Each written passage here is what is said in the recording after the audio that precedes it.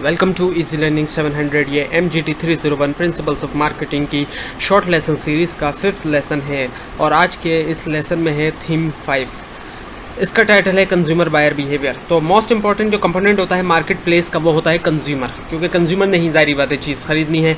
और consumer buyer behaviour refer करता है, इसको रेफ़र किया जाता है, यानी ये क्या है, इसका मतलब है कि buying behaviour of final consumer. जो फाइनल कंज्यूमर होते हैं, जो कंज्यूम करते हैं प्रोडक्ट को, जो यूज़ करते हैं, उनका बाइंग बिहेवियर क्या है। और उसमें इंडिविजुअल्स भी शामिल हो सकते हैं और household. That buyers goods and services for personal consumption, जो कि पर्सनल कंजम्पशन के लिए गुड्स या सर्विसेज को ख़रीदते हैं अपने इस्तेमाल के लिए। एवरी डे यानी रोज़ाना क्या होता है, कंज्यूमर जो है वो डिसीजन लेते हैं ख़रीदने के लिए, और मार्केटर्स जो है वो रिसर्च करते हैं कि कब, क्यों, किस तरह, कैसे वो लोग परचेज़ करते हैं। तो मार्केटर्स को जो ज़रूरत पड़ती है इस बारे में जानने की, कंज्यूमर के परचेज़ के बारे में जानने की ज़रूरत पड़ती है, और मार्केटर्स को फिगर आउट करना होता है कि कंज्यूमर के ब्लैक बॉक्स में क्या है। तो बायर्स का जो ब्लैक बॉक्स है उसमें बायर्स की करैक्टरिस्टिक्स आ जाती हैं, डिसीशंस प्रोसेस आ जाते हैं बायर्स के। बायर रिस्पॉन्सिव्स में क्या क्या चीज़ें आती हैं, वो है buying attitude and preferences. Buyer का एटीट्यूड क्या है, उसकी प्रेफरेंसेस क्या है, किन किन चीज़ों को प्रेफर करता है। उसके अलावा परचेज बिहेवियर आता है, यानी कि what the buyer buyers, buyer क्या चीज़ बाय करता है, कब बाय करता है और कहाँ बायर करता है, और how much brand and company relationship behaviour, brand और company relationship behaviour. How much का मतलब यानी कि कितना बाय करता है, और कंपनी और ब्रांड का रिलेशनशिप बिहेवियर क्या है। मार्केटिंग स्टिमुलाई में क्या क्या चीज़ें शामिल होती हैं, प्रोडक्ट, प्राइस, प्लेस और प्रमोशन, यानी जो 4 पीस में शामिल है, मार्केटिंग मिक्स जिसको कहा जाता है। ये तमाम चीज़ें मार्केटिंग स्टिमुलाई में शामिल होती हैं। जबकि अदर एनवायरमेंटल स्टिमुलाई में शामिल होता है इकोनॉमिक, टेक्नोलॉजिकल, सोशल और कल्चरल फोर्सेस वगैरह, ये तमाम चीज़ें शामिल होती हैं। तो जो मार्केटर का एम होता है वो इस बात को समझने पे होता है कि बायर के ब्लैक बॉक्स में क्या शामिल हैं, and which changes these stimuli into responses, कौन से चेंजेस करती हैं इस स्टिमुलाई को रिस्पॉन्सेस के अंदर। तो बायर ब्लैक बॉक्स के 2 हिस्से होते हैं। बायर्स की करैक्टरिस्टिक्स जो कि डील्स करती हैं how consumers perceived and react, कि कंज्यूमर किस तरह परसीव करता है, रिएक्ट करता है। और other is the buyer decision process, और दूसरा जो है वो buyer decision process which affect the buyer behaviour. Now the first we will look at the buyers characteristics. पहले हम देखेंगे बायर्स की characteristics which affect the buyer behaviour, जो कि अफेक्ट करता है बायर बिहेवियर को। तो कंज्यूमर बाइंग बिहेवियर जो है वो सिग्निफिकेंटली अफेक्ट होता है उसके कल्चर से, जो कंज्यूमर का कल्चर है, उसका सोशल लाइफ क्या है, साइकोलॉजिकल और पर्सनल फैक्टर, ये तमाम चीज़ें शामिल होती हैं। और इसके अंदर कल्चर को भी हम डिवाइड कर सकते हैं, कल्चर भी सब कल्चर में और सोशल क्लास के अंदर डिवाइड होते हैं। उसके अलावा सोशल के अंदर जो सोशल है उसके अंदर शामिल है रेफरेंस ग्रुप्स शामिल हैं, उसकी फैमिली शामिल है, उसका रोल और उसका स्टेटस शामिल है, और पर्सनल कैरेक्टरिस्टिक्स में शामिल है उसकी एज, उसके लाइफ साइकिल के अंदर, यानी वो यंग है, ओल्ड है, क्या है, ऑक्यूपेशन उसका क्या है, इकोनॉमिक सिचुएशन क्या है, लाइफ स्टाइल क्या है, उसकी पर्सनैलिटी क्या है, एंड सेल्फ कॉन्सेप्ट क्या है। और साइकोलॉजी के अंदर मोटिवेशन क्या है, वो किस चीज़ से मोटिवेट होता है, उसका परसेप्शन क्या है, वो किस तरीके से प्रोडक्ट को परसीव कर रहा है, प्रोडक्ट के बारे में उसकी क्या परसेप्शन बना हुआ है, वो क्या सोचता है प्रोडक्ट के बारे में, लर्निंग वो किस तरह लर्न करता है, बिलीव्स क्या है उसके, और एटीट्यूड क्या है। अच्छा, बायर के अंदर उसका सब कल्चर और सोशल क्लास आती है। अच्छा, कल्चरल फैक्टर्स क्या होते हैं, कल्चरल फैक्टर का ह्यूज इन्फ्लुएंस होता है कंज्यूमर बिहेवियर के ऊपर। किसी भी कल्चर के अंदर जो है वो ज़ाहिर बात है, अब जो पाकिस्तान के लोग हैं उनका कल्चर अलग है, जो USA के लोग हैं, अमेरिका के, उनका कल्चर अलग है। तो हर कल्चर का एक अलग इन्फ्लुएंस होता है कंज्यूमर बिहेवियर में। कंज्यूमर उसी कल्चर के मुताबिक चीज़ें खरीदते हैं। जो यहाँ पे लोग चीज़ें खरीद रहे हैं, ज़ाहिर बात है अमेरिका में उस तरह की चीज़ें नहीं खरीद रहे होंगे लोग।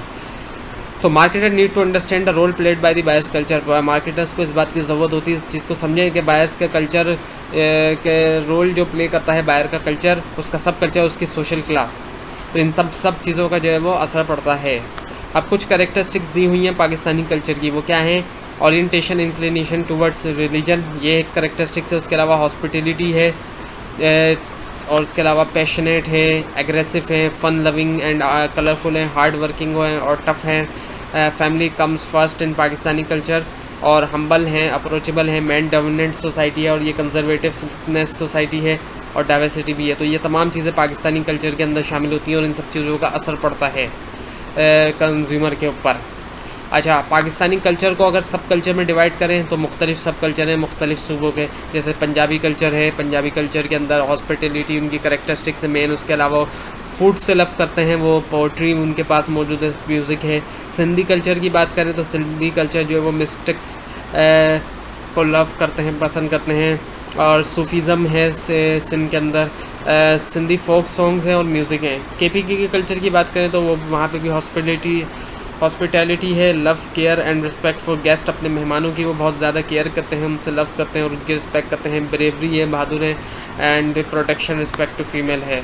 अच्छा, बलोची कल्चर की अगर हम बात करें तो उनके जो करेक्टरिस्टिक्स है उसके अंदर आर्ट्स को पसंद करते हैं, क्राफ्ट्स हैं, वहाँ ट्राइबल किस्म के लोग होते हैं, फेस्टिवल्स उनके अपने होते हैं और स्टोरी टेलिंग यानी एक दूसरे को वो कहानियाँ बताते हैं अपने ट्रेडिशंस की, अपनी सकाफ़त की। तो ये तमाम जो है वो सब कल्चर है, यानी कि पाकिस्तान के अंदर भी सब कल्चर डिफरेंट सब कल्चर हैं। इसी तरह हर कंट्री के अपने अपने सब कल्चर्स मौजूद होते हैं। एक सूबे का कल्चर जो है वो दूसरे सूबे से भी काफ़ी हद तक अलग हो सकता है। इसी तरह से social scientist have identify 3 social classes, क्योंकि सोशल क्लासेस भी अफेक्ट करती हैं बायर बिहेवियर को। जहाँ एक तरह कल्चर असर करता है तो सोशल क्लास भी, जैसे अपर क्लास होती है वो जो है वो एलाइट क्लास होती है, सबसे ज़्यादा वेल्थी, सबसे ज़्यादा दौलतमंद जो लोग होते हैं वो इसमें होते हैं। और इसको भी 2 हिस्सों में डिवाइड किया जा सकता है, अपर और अपर लोअर अपर। अपर जो होते हैं वो तो सबसे ज़्यादा वेल्थी लोग होते हैं, जितने भी टॉप रिचेस्ट लोग हैं किसी भी कंट्री के वो उसमें शामिल होते हैं। और लोअर अपर में भी काफ़ी हद तक जितने भी एलाइट क्लास होती है वो शामिल होती है। उसके अलावा मिडिल क्लास होते हैं, मिडिल क्लास के अंदर प्रोफेशनल किस्म के लोग होते हैं और इंडिपेंडेंट बिजनेस पर्सन्स होते हैं, कॉर्पोरेट मैनेजर्स वगैरह होते हैं। मैनेजर्स वगैरह भी ज़्यादातर पे इसी क्लास में आते हैं, जो कि बहुत ज़्यादा वेल्थी भी नहीं होते, लेकिन जो है वो सही अच्छी खासी इनकी भी इनकम होती है। और मिडिल क्लास भी जो है वो 2 हिस्सों में डिवाइड होते हैं, अपर मिडिल और लोअर मिडिल के अंदर। और तीसरी जो कैटेगरी आती है वो है लोअर क्लास की। ये जो लोग होते हैं ये गरीब लोग होते हैं और इनका स्टैंडर्ड लिविंग सिर्फ पॉवर्टी की लाइन से थोड़ा सा ऊपर होता है। और ये ज़ाहिर बात है कम एजुकेटेड होते हैं और अनस्किल्ड लेबरर्स होते हैं, इनके पास स्किल्स भी नहीं होते। और इनको भी हम 2 हिस्सों में डिवाइड कर सकते हैं कि लोअर और दी अपर लोअर और दी लोअर। ये भी 2 तरह के लोग होते हैं। अच्छा, another major factor influence consumer behaviour. एक और चीज़ जो कंज्यूमर बिहेवियर को अफेक्ट करता है फैक्टर, वो है सोशल फैक्टर्स, जैसे कि ग्रुप्स हैं, फैमिली है, सोशल नेटवर्क्स है, सोशल रोल्स हैं और स्टेटस वगैरह आ जाते हैं हमारे सामने।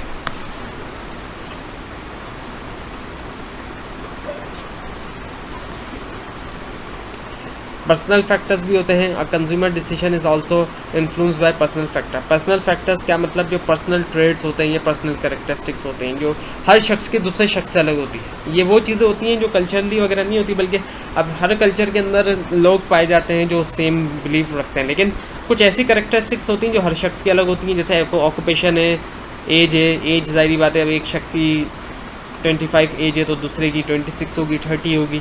इस तरह से एज के अंदर फ़र्क आ जाता है, ऑक्यूपेशन के अंदर फ़र्क आता है, इकोनॉमिक सिचुएशन हर शख्स की अलग होती है, पर्सनैलिटी हर किसी की अलग है, सेल्फ कॉन्सेप्ट अलग है। तो ये पर्सनल फैक्टर्स अलग हो जाते हैं हर किसी के। So personality is defined as unique psychology characteristics. Personality क्या है, एक यूनिक, एक बिल्कुल ही अलहदा साइकोलॉजिकली यानी नफ्सियाती एक करेक्टरिस्टिक्स है जो अलग करती है एक पर्सन या ग्रुप को दूसरे से, उसको हम कहते हैं पर्सनैलिटी। साइकोलॉजिकल फैक्टर्स क्या होते हैं, कंज्यूमर चॉइस जो है वो और ज़्यादा इन्फ्लुएंस होती है साइकोलॉजिकल फैक्टर से, यानी कि नफ्सियाती तौर पे। अब उनमें शामिल है मोटिवेशन, कंज्यूमर किन चीज़ों से मोटिवेट होता है, उसका परसेप्शन क्या है प्रोडक्ट के बारे में, वो क्या किस तरीके से परसीव करता है एक प्रोडक्ट को, वो किस तरह से दिखता है, क्या सोचता है उसके बारे में, लर्निंग क्या है, बिलीव्स क्या है, एटीट्यूड क्या है। अच्छा, अभी आपके सामने एक Maslow hierarchy of need theory दी गई है। ये मैनेजमेंट के अंदर भी शायद आपने पढ़ी हो, अगर आपने मैनेजमेंट का कोर्स पढ़ा हो अब तक। इसमें जो है नीड्स को 5 हिस्सों में डिवाइड किया गया उनकी ज़रूरत के मुताबिक। जो सबसे ज़्यादा ज़रूरी वाली नीड है उसको नीचे रखा गया है और सबसे कम को ऊपर रखा गया है। पहली है फिजियोलॉजिकल नीड। यहाँ पे ये साफ़ नहीं है लेकिन आपको समझ में आ जाएगी जब मैं बताऊँगा। फिजियोलॉजिकल नीड में बुनियादी ज़रूरियात शामिल होती है, जैसे फूड, क्लॉथ और शेल्टर, जिनका लाजमी ज़रूरी होना होता है। उसके बाद उससे ज़्यादा ऊपर चलें अगर, तो फिजियोलॉजिकल नीड्स के बाद सेफ्टी नीड आती है, सिक्योरिटी हो, सेफ्टी हो, जॉब की भी सिक्योरिटी हो और दूसरी चीज़ों की भी सिक्योरिटी हो, सेफ्टी हो एम्प्लॉय को। फिर बिलोंगिंगनेस और लव नीड आती है, जिसको सोशल नीड भी कहा जाता है, यानी कि लोगों के साथ हो, फ्रेंड्स के साथ हो, इसको कहा जाता है। फिर एस्टीम नीड आती है, यानी कि किस तरीके से रिकग्नाइज़ किया जा रहा है एम्प्लॉय को, ऑफिस में उसकी क्या वैल्यू है। और फिर आती है सेल्फ एक्चुअलाइजेशन, यानी कि फुलेस्ट पोटेंशियल यूज़ करना किसी का, उसको जो है कहते हैं, यानी सबसे ऊपर की नीड जो है वो ये आ जाती है। तो ये थ्योरी दी थी मैस्लो ने, अब्राहम मैस्लो ने इसको hierarchy of Maslow's hierarchy of need theory कहा जाता है। ये एक पूरी की पूरी हायरार्की दी हुई है जो नीचे से ऊपर जा रही है।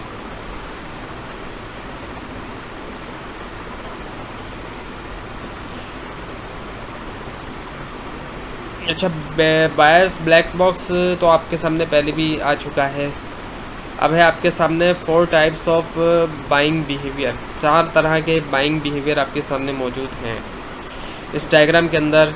एक है complex buying behaviour. Complex buying behaviour में क्या होता है, सिग्निफिकेंट डिफरेंट होता है दोनों ब्रांड्स के दरमियान, एक अच्छा खासा डिफरेंट होता है और इसमें हाई इन्वॉल्वमेंट शामिल होती है बायर की। दूसरा है वैरायटी सीकिंग बाई बिहेवियर। इसमें क्या होता है, डिफरेंस तो होता है ब्रांड्स के दरमियान लेकिन बायर की लो इन्वॉल्वमेंट होती है। तीसरा है डिसोनेंस रिड्यूसिंग बाइंग बिहेवियर। इसमें होता है ब्रांड्स के दरमियान बहुत कम फ़र्क लेकिन बायर की इन्वॉल्वमेंट भी बहुत ज़्यादा होती है।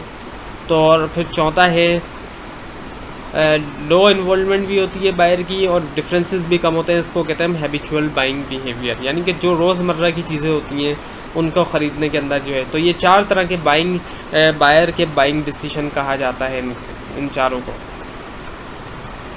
अच्छा, अब है आपके सामने एक बायर डिसीजन प्रोसेस। 5 स्टेज होते हैं बायर डिसीजन प्रोसेस के। पहला होता है नीड रिकग्निशन के, उसको पता चलता है उसकी नीड क्या है। फिर वो इन्फॉर्मेशन करता है सर्च, जो उसकी ज़रूरत होती है उसके मुताबिक। फिर वो इवैल्यूएशन करता है अल्टरनेटिव्स की, जो ऑप्शंस उसके बाद मौजूद होते हैं। फिर उसके बाद वो डिसीजन ले लेता है, जो उसको ऑप्शन पसंद आता है उसके मुताबिक चीज़ ख़रीद लेता है। फिर पोस्ट परचेज बिहेवियर, यानी कि चीज़ ख़रीदने के बाद अब उसको चीज़ कैसी लगी, अच्छी लगी, बुरी लगी, तो ये पोस्ट परचेज बिहेवियर के अंदर आ जाता है। तो ये कहलाया जाता है बायर डिसीजन प्रोसेस, जो उसके ख़रीदने का एक प्रोसेस है। पूरा एक प्रोसेस के थ्रू बायर ख़रीदता है।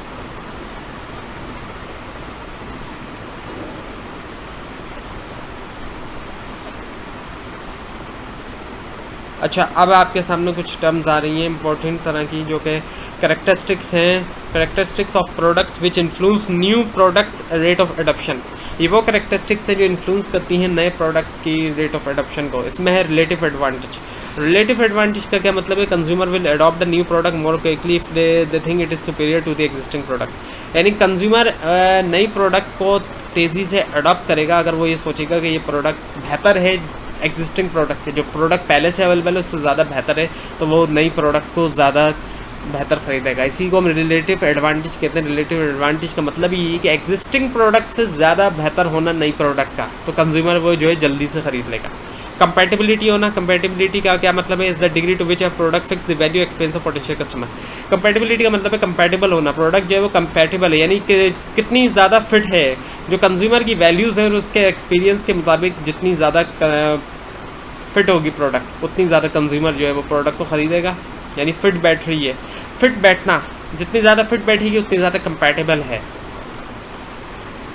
तीसरी कैरेक्टरिस्टिक्स है कॉम्प्लेक्सिटी। क्या मतलब, the degree to which a new product is difficult to understand और to use is also one of the characteristics that influence adoption rate. यानी कि क्या मतलब, यानी इसका मतलब है कि प्रोडक्ट को समझना, नई जो प्रोडक्ट आई है उसको जितना मुश्किल है समझना या जितना आसान है उससे भी एडॉप्शन रेट पर फ़र्क पड़ता है। अगर कंज्यूमर के लिए कॉम्प्लेक्स है प्रोडक्ट को समझना, नई प्रोडक्ट को, तो कंज्यूमर जो है वो उस प्रोडक्ट को बहुत कम जो है वो ख़रीदेगा। एडॉप्शन रेट इसका गिरेगा अगर मुश्किल तरीन प्रोडक्ट होगी। फॉर एग्जांपल फ़ोन की मिसाल ली जाए, ख़ासतौर पे फ़ोन, स्मार्टफोन या फिर जितने भी फ़ोन होते हैं, अगर उनको कॉम्प्लेक्स फ़ोन होते हैं जितने भी, नोकिया के फ़ोन किसी ज़माने में कॉमन थे बहुत ज़्यादा, वो इसी वजह से थे कि उनको इस्तेमाल करना भी काफ़ी हद तक ईजी होता था as compare to other phones.